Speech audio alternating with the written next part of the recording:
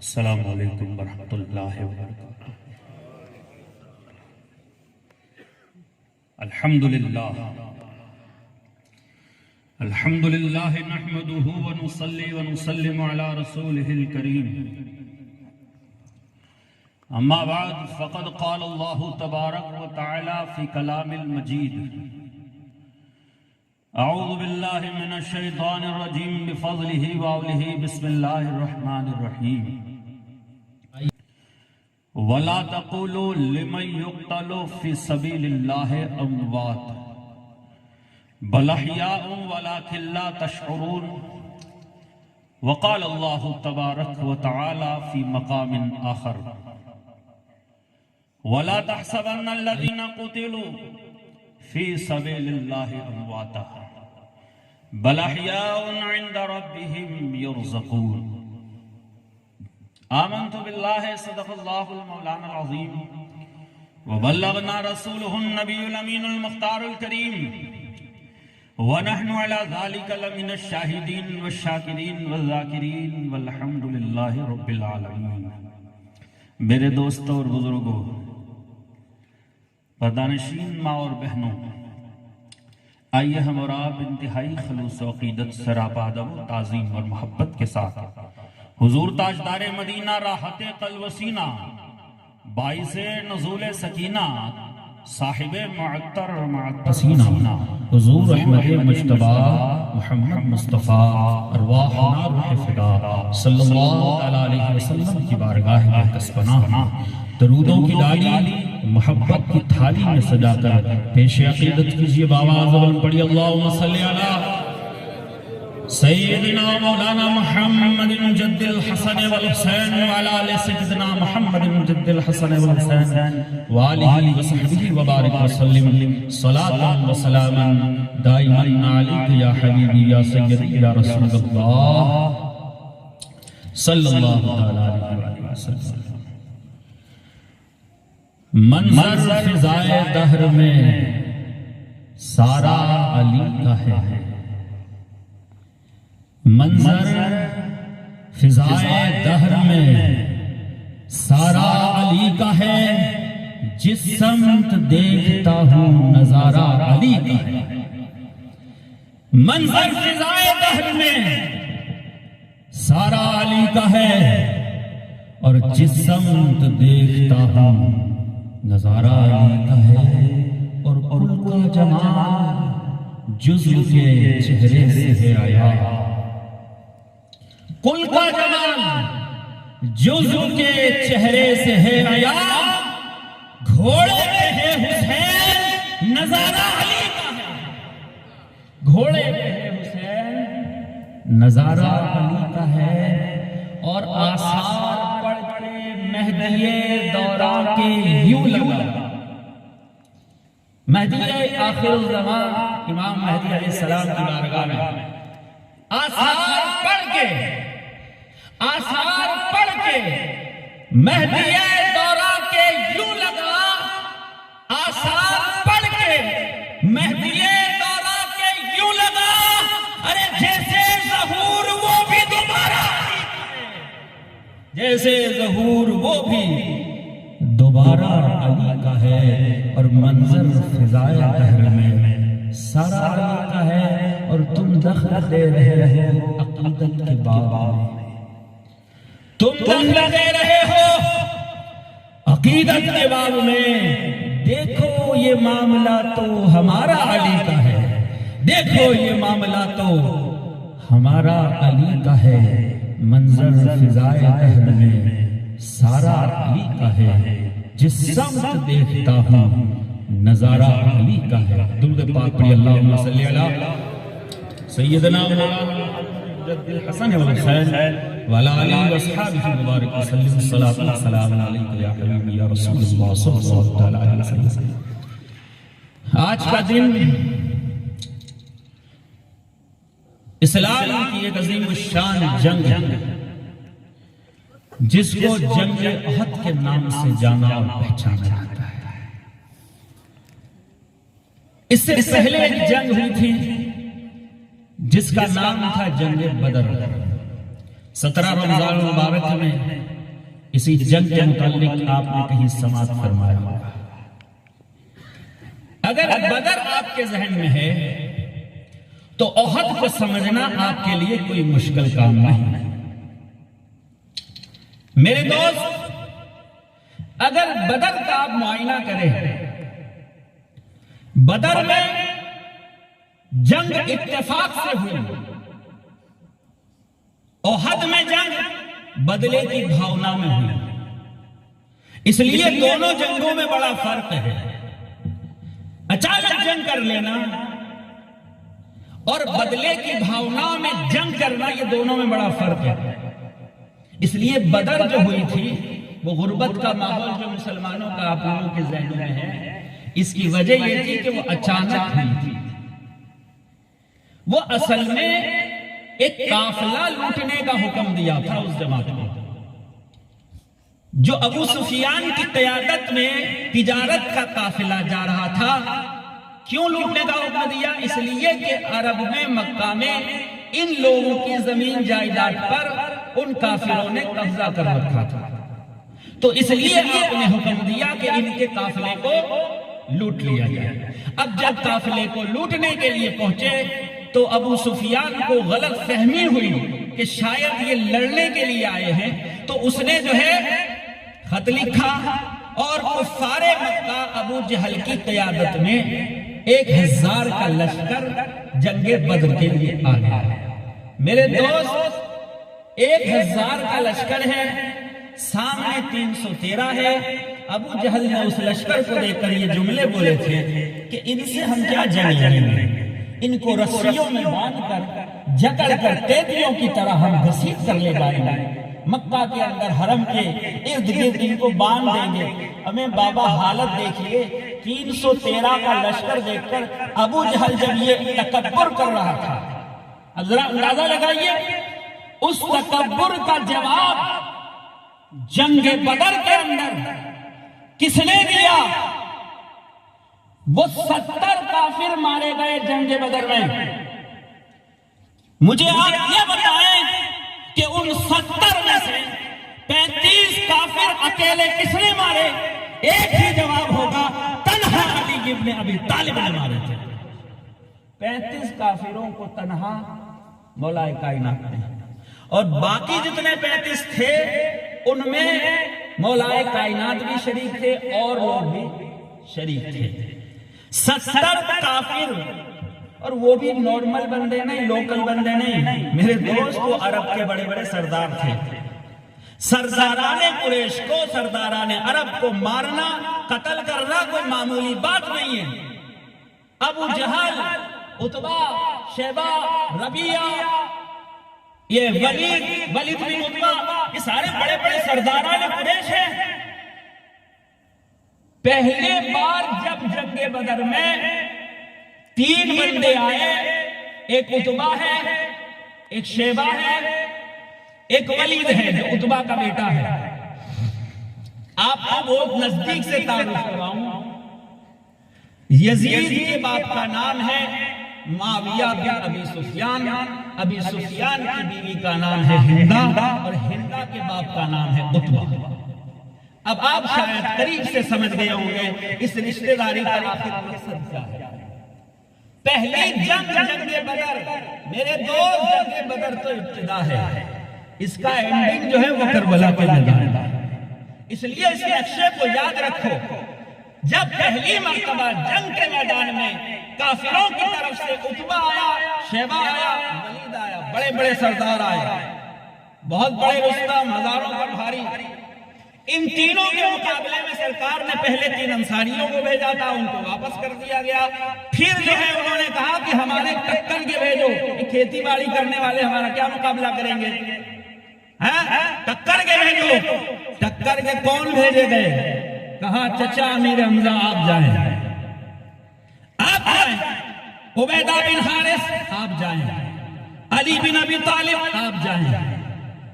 2 چچازاد بھائی ہیں اور ایک سگے چچا ہیں سرکار امیر حمزہ۔ عمر کا بھی پھر تقاضا تھا نا، عتبہ جو ہے وہ حضرت امیر حمزہ کے حصے میں آیا۔ شیبہ جو ہے وہ حضرت عبیدہ بن حارث کے حصے میں آیا، اور ولید جو ہے وہ مولا کائنات کے حصے میں آیا۔ لیکن آخر کار جب جنگ کا اختتام، یہ تینوں لوگ لڑ رہے تھے، امیر حمزہ نے تو اتبا کا کام تمام کر دیا، لیکن جب حضرت عبیدہ لڑ رہے تھے اس وقت وہ زخمی ہو گئے، اور گرنے کی وجہ سے پھر مولا کائنات نے اس پر حملہ کر دیا۔ ولید کا تو کام تمام کر دیا تھا آپ نے، اس میں شیبہ بھی ختم۔ بڑے بڑے سردار، یہ تو میں بڑے لوگوں کی بات کر رہا ہوں، باقی جتنے لوگ مارے گئے، اب جب مکہ یہ لوگ لوٹے نا قافلہ لے کر، ٹھیک ہے، اور جب وہ لاشیں لے کر کفار مکہ کے سرداروں کی، تو وہاں جب پہنچے کہا فلاں بندے کا کیا ہوا؟ کہا وہ مارا گیا۔ کس نے مارا؟ علی نے مارا۔ فلاں بندے کا کیا ہوا؟ مارا گیا۔ کس نے مارا؟ علی نے مارا۔ فلاں بندے کا کیا ہوا؟ مارا گیا۔ کس نے مارا؟ علی نے مارا۔ اب پورے مکہ کے اندر صرف علی علی علی ہو رہا ہے۔ اب سمجھے علی دشمنی کیا ہے میرے دوست؟ یہی وہ دشمنی تھی جس کا بدلہ لینے کے لیے جنگ احد میں پہنچے، 3000 کا لشکر لے کر، اس میں بھی چونکہ ہندا کا باپ مارا گیا ہے، بھائی مارا گیا ہے، اس نے تو قسم اٹھا رکھی تھی جب تک امیر حمزہ کو قتل نہ کر دوں، ان کا کلیجہ نکال کر چبا نہ لوں، اس وقت تک میں چین سے سانس نہیں لوں گی۔ یہ ہندا بنت عتبہ، میرے دوست، یہ کلیجہ چبانے والے لوگ ذرا اب اندازہ تو لگائیں۔ اسلام کے اندر شریعت کے قانون کے حساب سے جب کسی ویکتی کی، چاہے وہ کافر ہو یا کوئی بھی ہو، اس کی جب مرتیو ہو جائے، قتل ہو جائے، اس کے بعد اس کا مسلح کرنا حرام ہے۔ چیزیں جو کاٹ کر الگ کر دی جاتی ہے، یہ کرنا حرام ہے۔ نیزوں پر سر، چیزیں جو کاٹ کر الگ کر دی جاتی ہے، یہ کرنا حرام ہے۔ نیزوں پر سر کو سوار کر کے، سروں کو نیزوں پر سوار کر کے لے جانا بادشاہوں کے دربار میں، یہ زمانے جاہلیت کے سسٹم تھی۔ کہاں سے شروع ہوئی بعد میں معلوم ہے؟ اسلام کے بعد۔ یہ اسلام آنے کے بعد بھی پھر یہ سسٹم رائج ہوئی تھی۔ کس کے زمانے میں؟ اسلام کا پہلا حاکم ہے، بادشاہ ہے معاویہ بن ابی سفیان کے دور حکومت میں، پھر یہ زمانہ واپس آیا۔ سب سے پہلا سر حضرت حجر بن عدی کی لاش کو شہید کرنے کے بعد ان کے سر کو نیزے پر سوار کر کے معاویہ بن ابی سفیان امیر شام کے دربار میں لے جایا گیا۔ اب بیٹا تو کرنا ہی ہے، جب باپ نے کیا ہے تو بیٹا بھی اسی نقش قدم پر چلے گا۔ بیٹے نے بھی اور زیادہ کارنامے انجام دیے۔ پھر تو یہاں کربلا میں امام علی مقام کے ساتھ جب جنگ ہوئی، سارے سروں کو نیزوں پر سوار کر کے پھر جو ہے دمشق لے جایا گیا۔ آپ سمجھ رہے ہیں؟ یہ رواج آپ کو خلفائے راشدین کے زمانے میں نہیں ملے گا، یہ رسم آپ کو سرکار کے زمانے میں نہیں ملے گی، یہ رسم بعد میں شروع ہوئی جو زمانے جاہلیت کی سسٹم تھی۔ ٹھیک ہے، مسلح کرنا چونکہ اسلام میں تو حرام تھا، لیکن ان لوگوں نے قسمیں کھائی تھی۔ میدان احد کے اندر، جنگ احد کے اندر جب کافروں سے، اب چونکہ وہاں کیا ہوا تھا، غیب سے مدد آئی تھی، 5000 فرشتے اترے تھے، اچانک سارا معاملہ ہوا تھا نا، وہ تو سمجھ رہے تھے کہ ایک قافلے کے ساتھ لڑنا ہوگا، لیکن اچانک کیا ہوا، 1000 کا لشکر جرار آ گیا اور لڑوا دیا، اور اکیلے علی نے سب کا کام تمام بھی کر دیا۔ لیکن جب جنگ احد کا معاملہ آیا تب تھوڑا معاملہ بالکل الگ تھا۔ معاملہ کچھ یوں تھا، صحابہ کرام کی جب صف بندیاں کی میرے آقا کریم صلی اللہ تعالی علیہ وسلم نے، کسی کو میمنہ پر، کسی کو میسرہ پر، کسی کو علمبردار بنا دیا، سب الگ الگ ڈیوٹیاں آپ دے رہے تھے۔ اس وقت 50 لوگوں کی جماعت صحابہ کرام کی، جن کو ایک درے کے اوپر بٹھا دیا۔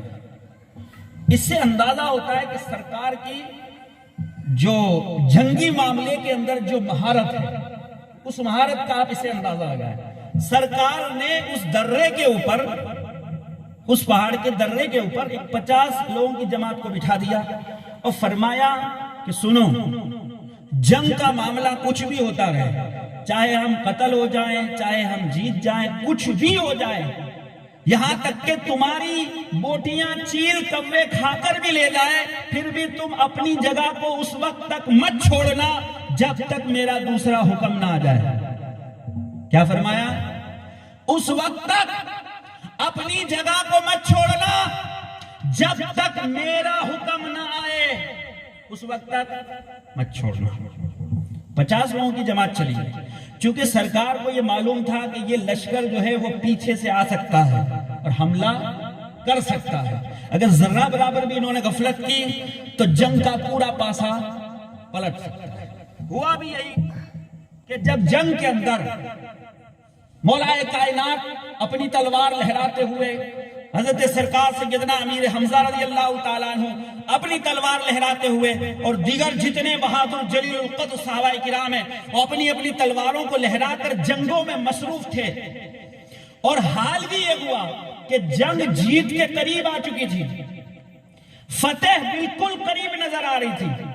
3000 کا لشکر جرار ہے میرے دوست، اور مسلمانوں کی جماعت 700 کے قریب تھی، کیونکہ 1000 کا لشکر تھا، اس میں عبداللہ ابن ابی نے اپنے 300 منافقین کو، ہے نا 300 لوگ تھے، ان کو لے کر کے نکل گیا، کہا ہماری بات نہیں مانی، ہم کہتے تھے مدینہ میں لڑو، یہ بچوں کی بات مان کر اب میدان میں نکل آئے ہو، اب ہم آپ کے ساتھ رہ کر کے اپنے جان مال کا خسارہ منظور نہیں کر سکتے۔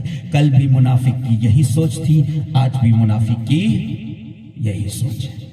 میرے دوست، اسی سوچ نے برباد کر کے رکھا ہے لوگوں کو۔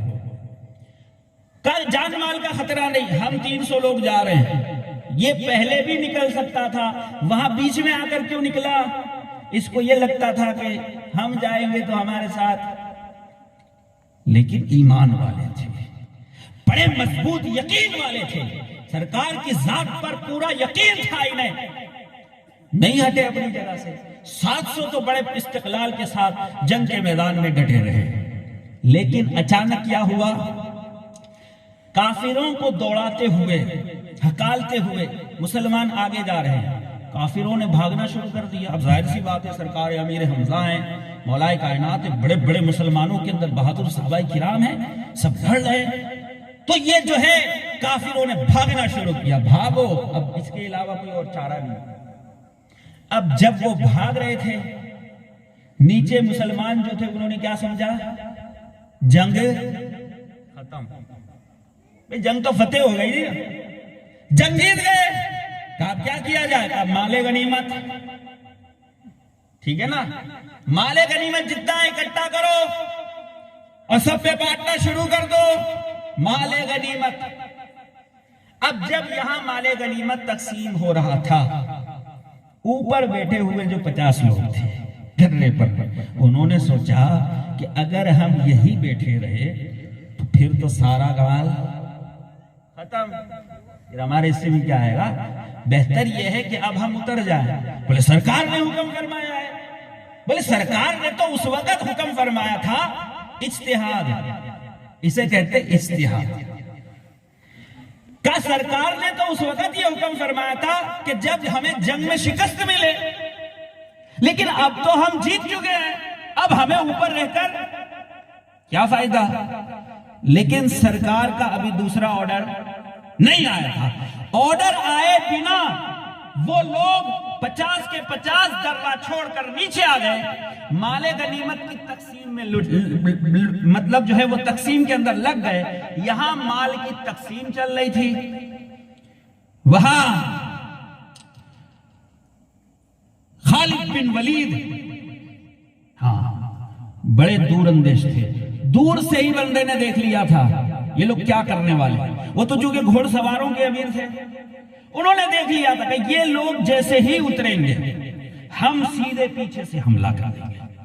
وہاں یہ لوگ اترے، یہاں سے انہوں نے پیچھے سے آ کر مسلمانوں کو دوڑانا شروع کیا، سمجھ رہے ہیں نا، یہاں سے دوڑا رہے، آگے بھی کافر ہے، پیچھے خالد بن ولید کا لشکر ہے، ادھر سے بھی دوڑا جا رہا ہے۔ اب ادھر کے کافروں کو پتہ چل گیا نا خالد بن ولید اتر چکے ہیں، اب ادھر کے کافر بھی واپس پلٹ کر آ گئے۔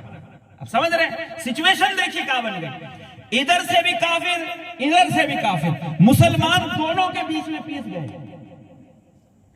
سمجھ رہے ہیں آپ؟ دونوں کے بیچ میں پیس گئے. 70 لوگ.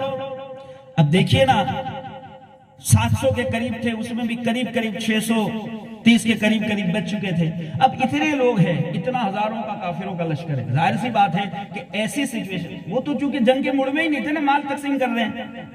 اب ایسی سچویشن میں اچانک حملہ ہو جائے تو بندے کے اوپر کیا گزرتی ہے؟ اب آپے سے سارے باہر ہو گئے، اچانک جیسے تیسے جنگ لڑنا شروع کر دی. پھر کیا ہوا؟ یہاں تک کہ راوی لکھتے ہیں کہ مسلمان کو قتل کرنے لگے.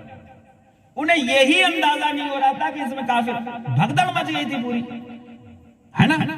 تو اب آپس میں لڑائی شروع ہو گئی. اب کچھ اندازہ نہیں آ رہا کہ اب کیا ہوگا. اسی دوران کے اندر حضرت سرکار امیر حمزہ کی بھی شہادت ہے. وحشی کو تیار کر کے لائی تھی اندہ، ٹھیک ہے، تم اگر امیر حمزہ کو قتل کر دو تو میں تمہیں آزاد کروا دوں گا. اب وہ وحشی بڑا تیر انداز تھا، وہ جو ہے نا چھوٹا نیزہ آتا ہے، وہ چلانے کا بڑا ماہر تھا.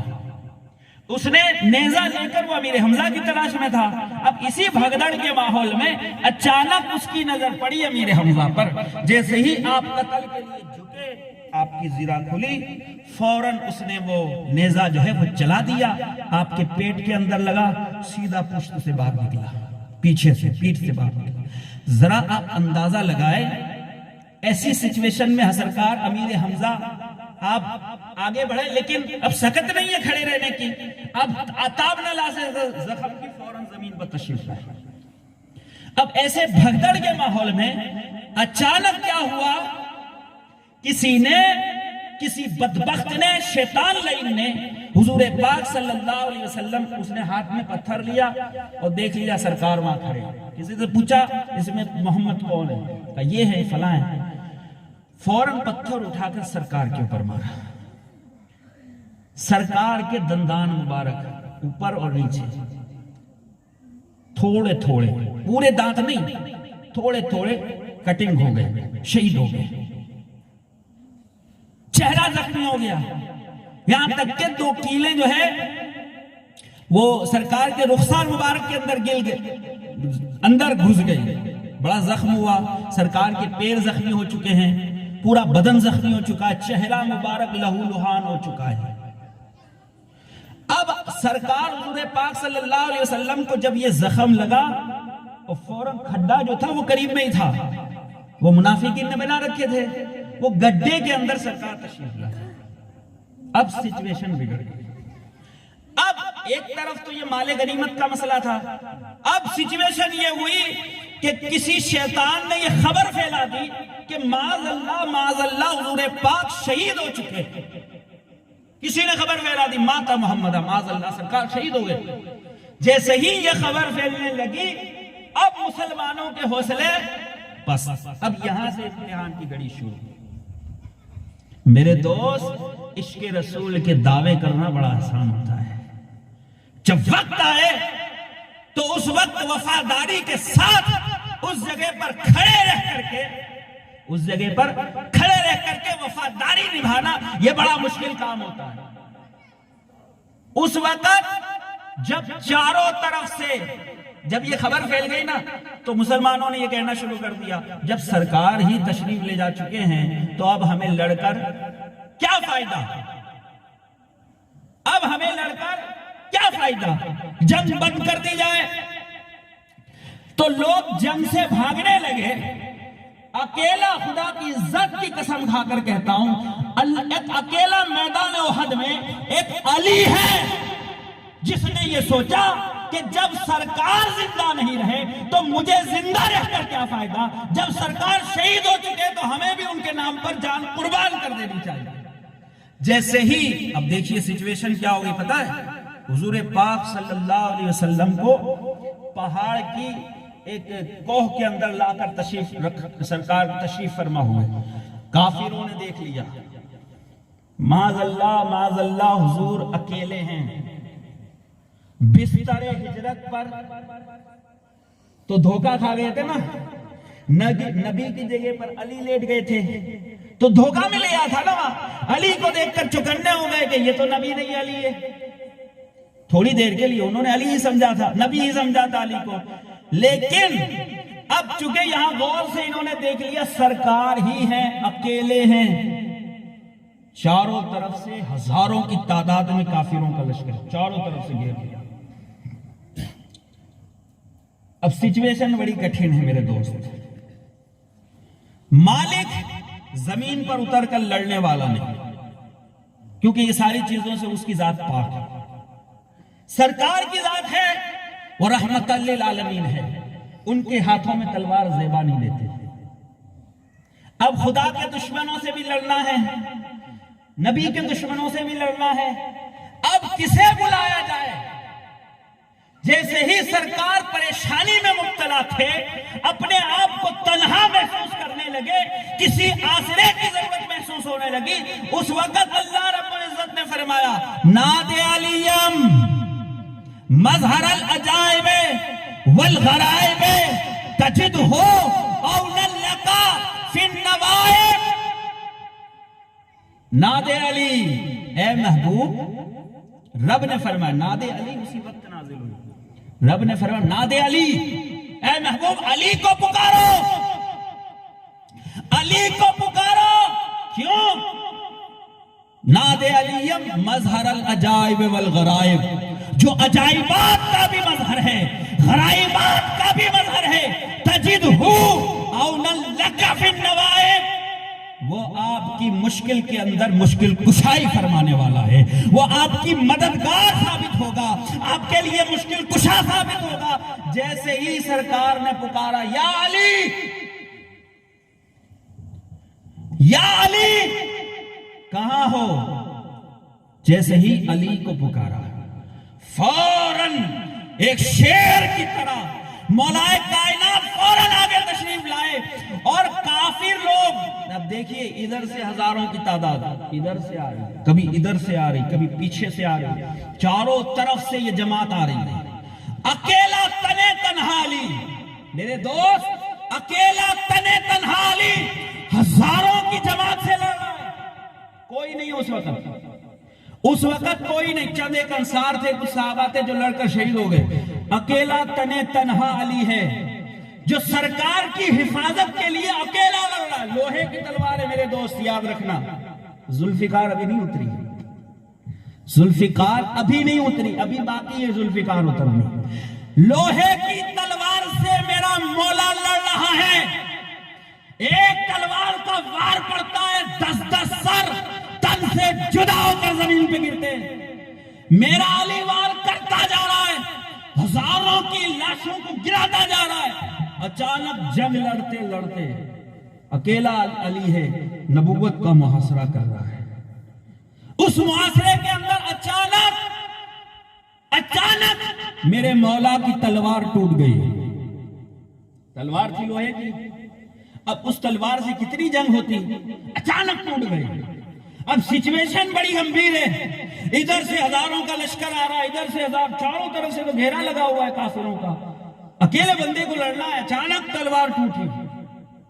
عرض کیا یا رسول اللہ, میری تلوار ٹوٹ چکی ہے. آپ نے سنا ہوگا نا, جنگ بدر کے اندر کچھ صحابہ کرام کی تلوار ٹوٹ گئی, تو صحابہ کرام نے سرکار کی بارگاہ میں عرض کیا رسول اللہ تلوار نہیں ہے, کیسے جنگ لڑوں؟ سرکار نے وہ ٹہنی نکالی کھجور کی, اور ٹہنی نکال کر دے دی, کہا ہے میرے صحابی جاؤ اس سے لڑو.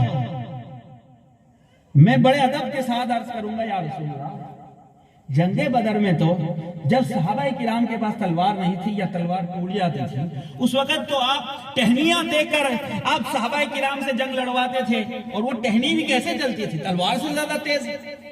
سرکار کا معجزہ ہے بے شک, ٹھیک ہے, تلوار سے زیادہ تیز چلنے والی وہ ٹہنی تھی.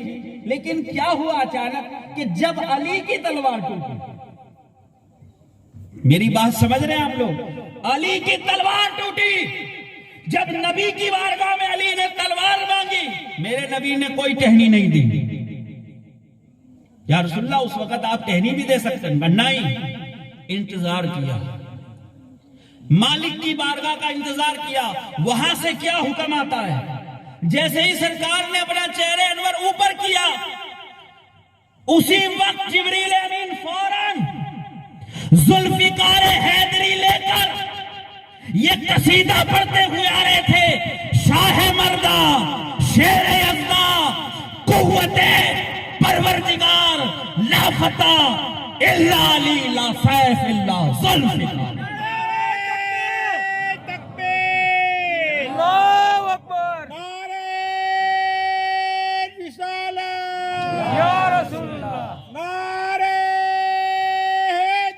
یا علی یا علی حسین سودائے کربلا کا دامن نہیں چھوڑیں گے، امام حسین سودائے کربلا کا دامن نہیں چھوڑیں گے، میرا والا سرکار کا دامن نہیں چھوڑیں گے۔ علی کے نام کا چرچا بہت ہے میرے دوست، مجبوری یہی ہے، علی کے نام کا چرچا بہت ہے، منافق بھی مگر بہرا بہت ہے، مگر ہوتی ہے جب حوروں کی باتیں، مگر ہوتی ہے جب حوروں کی باتیں، یہی بہرا ہے جو سنتا بہت ہے، سمجھے؟ مگر ہوتی ہے جب حوروں کی باتیں، یہی بہرا ہے جو سنتا بہت ہے۔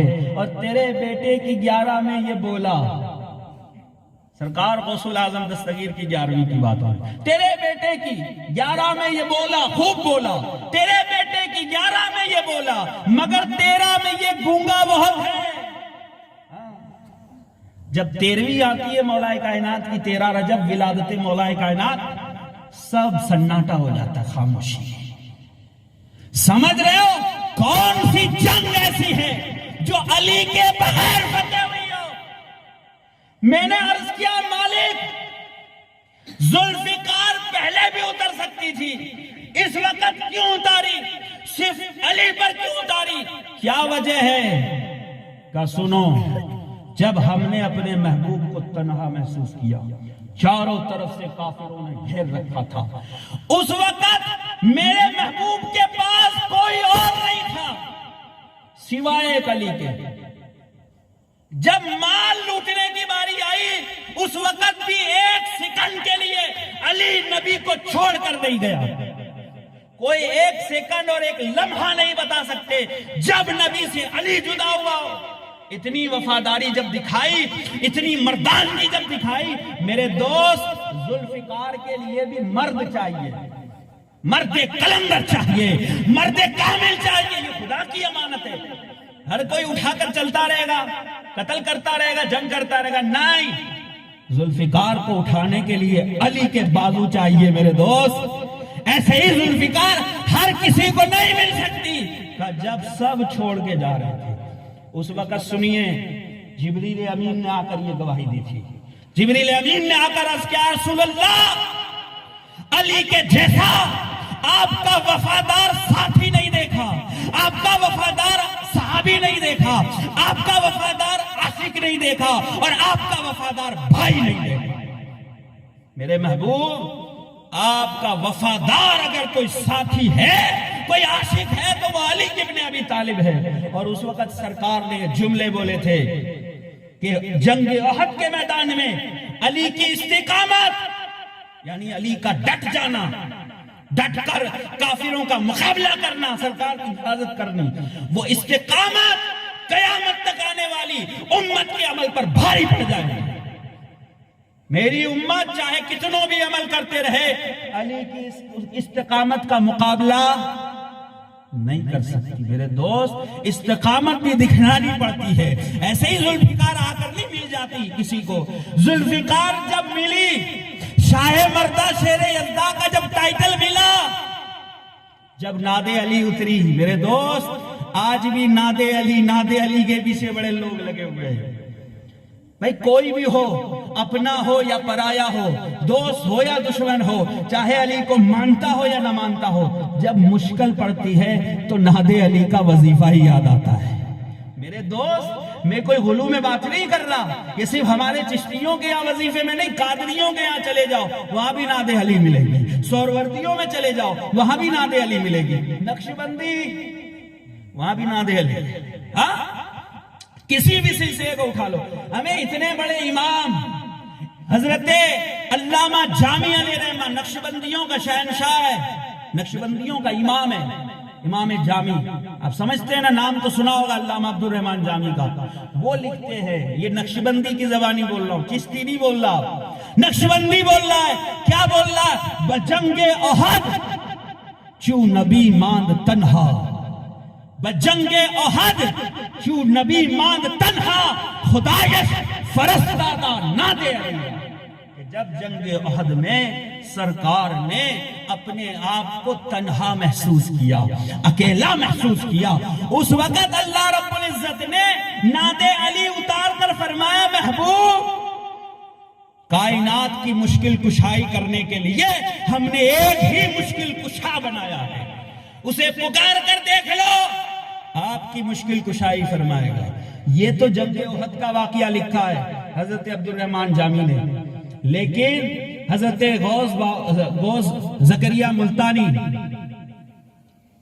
حضرت غوث گوالیاری رحمت اللہ علیہ جو سلسلے شتاریہ کے بڑے عظیم بانی ہیں ہندوستان کے اندر، انہوں نے کتاب لکھی ہے وظائف کی، اس کے اندر نعت علی کے متعلق انہوں نے لکھا ہے کہ نعت علی جنگ تبوک میں اتری تھی، یہ بھی ایک روایت ہے، جنگ احد والی بھی ہے، نعت علی جنگ تبوک میں اتری تھی، اس وقت مولائے کائنات حضور پاک کے ساتھ نہیں تشریف لے گئے، جب علی مدینے میں تھے، سمجھ رہے ہیں آپ، اس وقت جب سرکار نے فرمایا تھا علی تمہاری مثال میرے نزدیک ایسے ہی ہے جیسے موسیٰ کے نزدیک ہارون کی تھی، میرے دوست سمجھ رہے ہیں، اور یہ مثال ایسے نہیں دی جا رہی ہے، موسیٰ علیہ السلام کو جب اللہ تعالیٰ نے فرعون کے مقابلے میں بھیجا، کہا مولا یہ فرعون ہے، اس کے مقابلے میں مجھے اکیلا بھیج رہا ہے، کہا موسیٰ کیا چاہیے؟ کہا مجھے مددگار کی حیثیت سے میرا بھائی چاہیے، میرا مددگار چاہیے، بولے کسے مددگار بنایا جائے؟ کہا میرے بھائی کو، ہارون کو، اسے نبوت کی صلاحیت دی جائے۔ میرے دوست موسیٰ بھی جب فرعون کے مقابلے میں آئے تو انہیں بھی ہارون کی ضرورت پڑتی ہے، میرے دوست یہ کافروں کے مقابلے میں جب چاروں طرف کفار و مشرکین نے بائیکاٹ کر دیا ہے، سارا سماج ان کے مقابلے میں کھڑا ہے، اکیلا تنے تنہا رسول اللہ کی ذات ہے، اب اس وقت ضرورت تو پڑے گی کسی مشکل کشا کی، کسی شیر خدا کی، کہا کس کو بنایا جائے آپ کا بھائی؟ کہا کسی اور کو نہیں، علی مرتضیٰ کو بنا دیا، کہا یہ ہارون کی طرح ہے، اب آپ کے یہی مددگار بن کے رہیں گے، جب بھی مشکل آئے گی ہر جگہ آپ کی حفاظت یہی علی کرنے والا ہے۔ کیوں میرے دوست سمجھ رہے ہیں یہ شیر خدا کیوں ہے، مشکل کشا کیوں ہے؟